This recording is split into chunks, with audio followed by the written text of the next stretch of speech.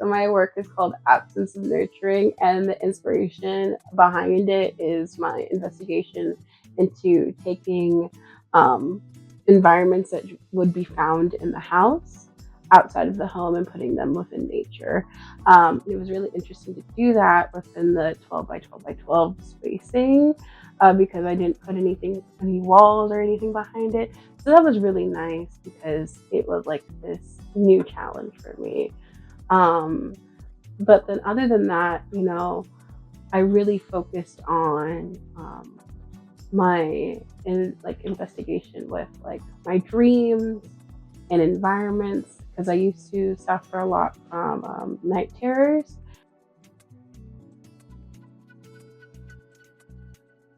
So I think what really interested in me for applying for the exhibition is the fact that the miniature museum is just such like a place of inspiration for me, and the idea that when I came to Kansas City, like that was one of the first places I went with my mom, which is really nice, because then it really inspired me to look more into miniatures, and I felt like it would be like a really great full circle experience to have my miniatures, in that space.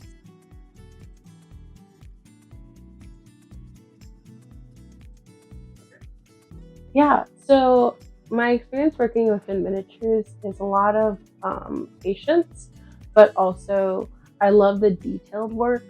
I love working in the elements that not everything that you would, when you first look at the miniature, not everything is going to be seen in one shot. You really have to spend your time with it.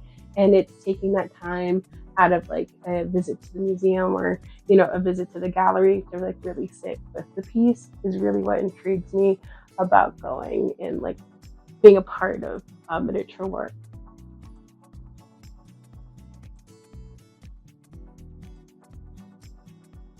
So I think what really inspires that is the fact that I have a home studio. So as you can see, I have a really big love for fiber arts, but also sculpture. I graduated from the Kansas City Art Institute with a degree in sculpture, but at the time I was not only making miniatures, but I was also creating quilts that went along with the miniatures.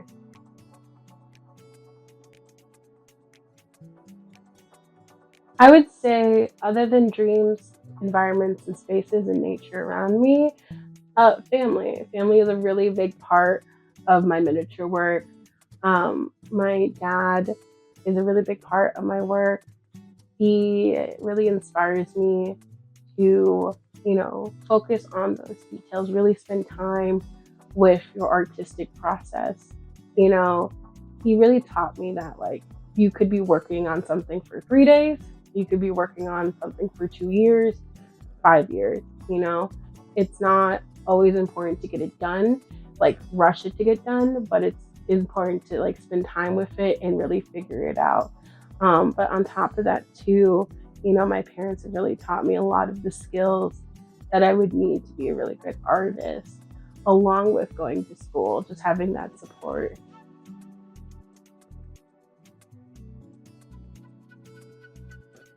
Yeah, so when I first got into miniature making, I would actually watch a lot of Midsummer Murder. So a good podcast, a good show. But now I'm at the point where I watch either like just have something going on in the background, have like a good coffee or matcha, really in love with matcha, and then having a clear space so I can really focus on what I'm doing. I start most works out by sketching out the room, and then going into a certain detail that I'm interested in, and then doing research on those. So gathering pieces of fabric, putting them together, researching different techniques and ways to really create the space around me. Other than fibers, that's a lot of void, and then paints. But I think one of my most prized possessions would actually be my jar of tweezers.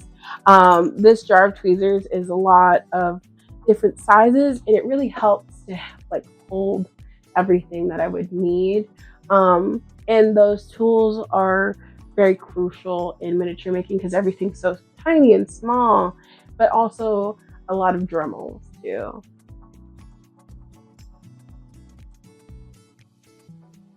So when I first started my practice, I was dealing with like rotations of time. Like, how does time affect us? How does this environment change over time?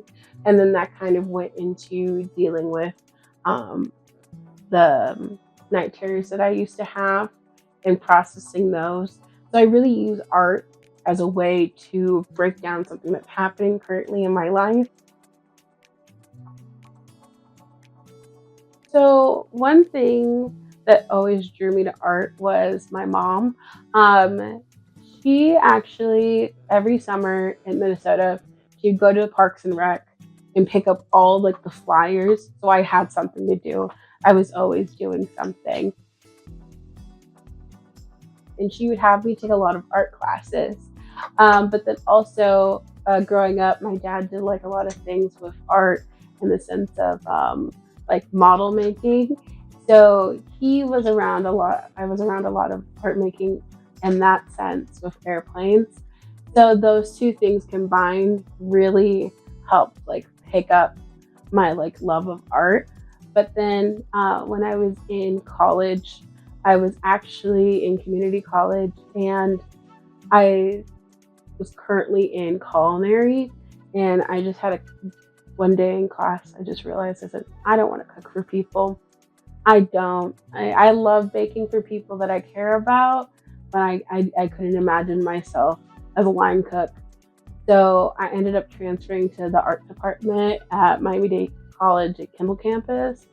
And then from there, I went on to find my love of sculpture and art. And that's kind of what led me here today.